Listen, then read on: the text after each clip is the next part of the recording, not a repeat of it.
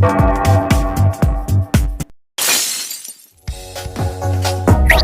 ay northeast monsoon pa rin o amihan yung patuloy na umiiral dito sa bahagi ng northern at central Luzon kung saan ngayong araw asahan na rin po natin yung mga mahihinang pag-ulan sa bahagi ng Cagayan Valley maging sa ilang bahagi ng northern Luzon. At also asahan din po natin yung mga chance ng pulong-pulong mahihinang pag-ulan dito sa Metro Manila at maging sa bahagi ng central Luzon at ilang pang bahagi ng northern Luzon. Samantala, yung minomonitor po natin sama ng panahon na si Tropical Storm Rai ay huling namataan kanina sa layo 1,380 kilometers silangan ng Mindanao. Naglay po nito yung lakas ng hangin na 85 kilometers per hour malapit sa sentro at bugso ng hangin na umaabot sa 105 kilometers per hour.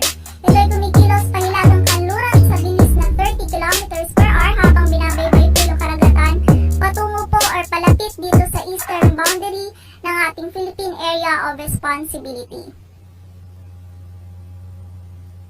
Ayon po sa latest forecast track analysis ni Tropical Storm Rai, inaasahan po natin na generally ay kikilos nga po ito pa west-northwestward at ngayong gabi po inaasahan natin na papasok ito sa ating Philippine Area of Responsibility at papangalan ng Odette.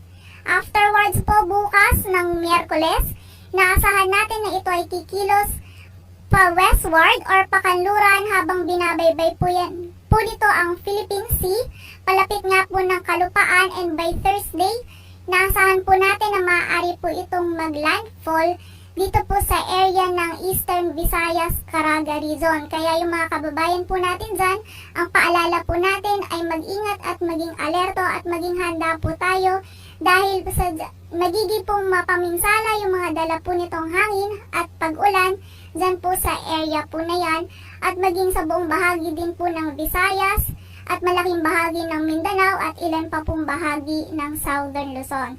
Then afterwards po, by Friday evening, naasahan po natin na itong si Tropical Storm Rai or si Rai ay nasa mamamataan po natin sa bahagi po ng Palawan, and by Saturday evening naman po, ito ay nasa West Philippine Sea po at posible na pong lumabas ng ating Philippine Area of Responsibility. Ano nga po yung mga inaasahan natin dito kay Tropical Storm Rai? Muli, ngayon po ay inaasahan po natin na ito po ay kikilos pa west-northwestward at maaari pong pumasok ng Philippine Area of Responsibility mamayang gabi at papangalanan pong Odette. And afterwards po, tomorrow morning ay ito po ay kikilos pa westward habang binabaybay nga po ang Philippine Sea and maaari po itong maglandfall dyan po sa vicinity ng Caraga or Eastern Visayas by Thursday po yan ng afternoon or evening. Kaya muli, pinapaalalahanan po natin yung mga kababayan po natin na mag-ingat at maging alerto at maging handa po tayo sa mga posibleng pagbaha at pagguho ng lupa, maging sa mga lakas po ng hangin, mga mapaminsalang hangin po na maaari pong idulot nitong si Rai. At also, nakikita po natin yung posibilidad ng rapid intensification into typhoon po nito ni Rai, and by Thursday afternoon po, maaari po bago itong maglandfall dito nga po sa area ng Eastern Visayas, Caraga Region, ay maaari na po itong mag-intensify at maging isang typhoon.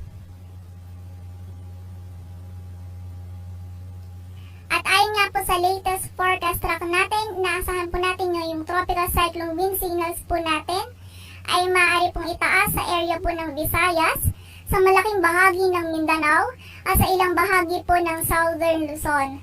At yung highest possible wind signal po na nakikita po natin ayon sa latest analysis na maaring itaas ay tropical cyclone wind signal number 3 kung saan ito nga po yung hangin na dala po ni Rai na maaring dala ni Rai ay sadya pong mapanira lalong-lalo na po sa mga structures na gawa po sa light materials.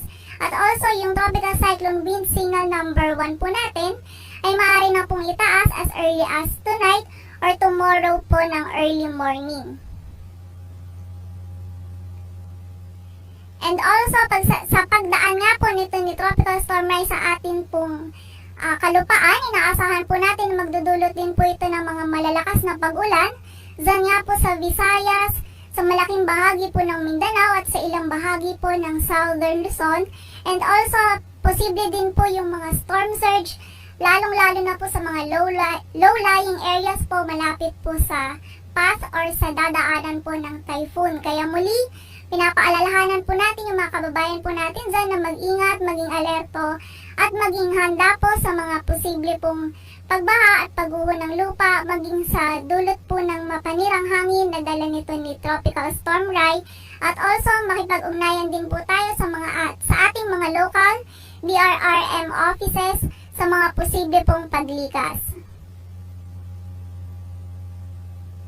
At para naman po sa maging lagay ng panahon ngayong araw, asahan po natin yung maulap po na kalangitan na may mga mahinang pag-ulan dito po sa area ng Cagayan Valley, sa Apayao, Kalinga, Ifugao, Mountain Province at Aurora.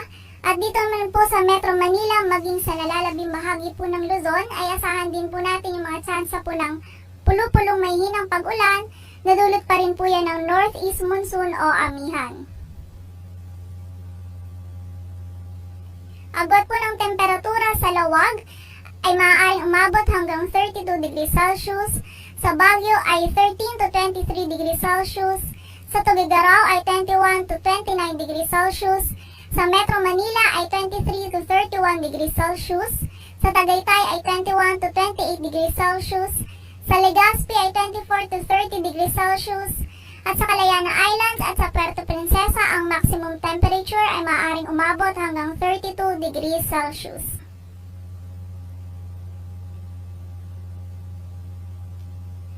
At para naman po sa bahagi ng Visayas at Mindanao, ngayon pong araw asahan po natin na yung maulap na kalangitan na may mga kalat-kalat na pag-ulan, pagkulog at pagkidlat. Dito po yan sa bahagi ng Eastern Visayas, Caraga at Davao Region, dahil po yan sa trough ni Tropical Storm Rai. Kaya pinapaalalahanan na po natin mga kababayan po natin dyan na mag-ingat at maging alerto sa mga posibleng pagbaha at pagguho ng lupa. Samantala sa nalalabing bahagi naman po ng Visayas at Mindanao, ay asahan din po natin yung mga tsansa po ng pulo-pulong pag-ulan, pagkulog at pagkidlat. Kaya muli pinapaalalahanan nga po natin yung mga kababayan natin na mag-ingat at maging alerto sa mga posibleng pagbaha at pagguho ng lupa, at makipag-ugnayan din po tayo sa ating mga local DRRM offices sa mga posible pong paglikas. Agad po ng temperatura sa Iloilo at Cebu ay maaaring maglaro mula 24 to 31 degrees Celsius. Sa Tacloban ay 24 to 30 degrees Celsius. Sa Cagayan de Oro ay 24 to 31 degrees Celsius. Sa Zamboanga ay 24 to 34 degrees Celsius.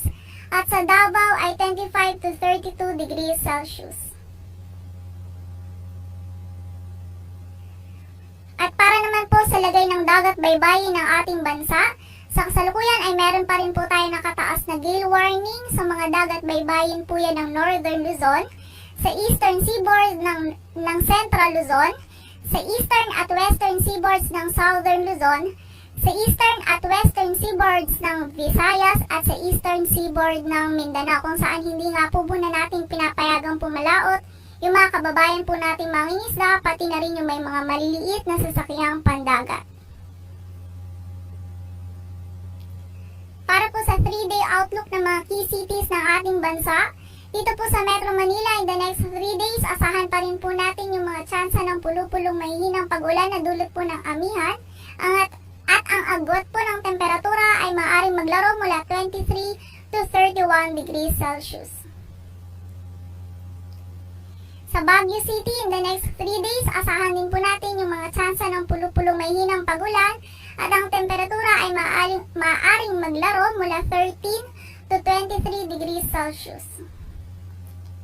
Sa Legazpi City, in the next 3 days, asahan po natin yung mga kalat-kalat po na pag-ulan, pagkulog at pagkidlat, at ang temperatura po ay maaaring maglaro mula 23 to 31 degrees Celsius. Asahan po natin na yung maaari po yung trough po nito ni Tropical Storm ay maaari po makaapekto dito po sa ilang bahagi nga po ng Southern Luzon, kasama na po dyan ang Legazpi City.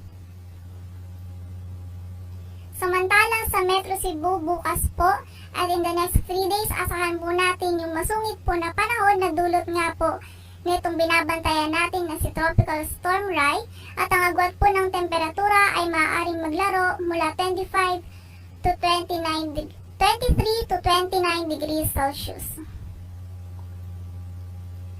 Ganun din po sa Metro Davao in the next 3 days. Asahan po natin yung mga sansa po ng yung mga pag-ulan po at yung masungit na panahon na dulot din po nito ni tropical storm na binabantayan po natin o yung weather disturbance na binabantayan natin. At ang agwat po ng temperatura ay maaaring maglaro mula 24 to 29 degrees Celsius. Muli, pinapaalalahanan po natin yung mga kababayan po natin na maging alerto at maging handa sa mga posibleng pagbaha at pagguho ng lupa, maging sa mapanira pong hangin na dulot nga po nitong weather disturbance na binabantayan po natin, at mangyaring makipag-ugnayan din po sa ating mga local DRRM offices, at patuloy din po tayong mag-antabay sa updates na ipapalabas nga po ng Pag-asa ukol nga po sa weather disturbance na ito. Ang araw po ay sisikat mamayang 6:12 ng umaga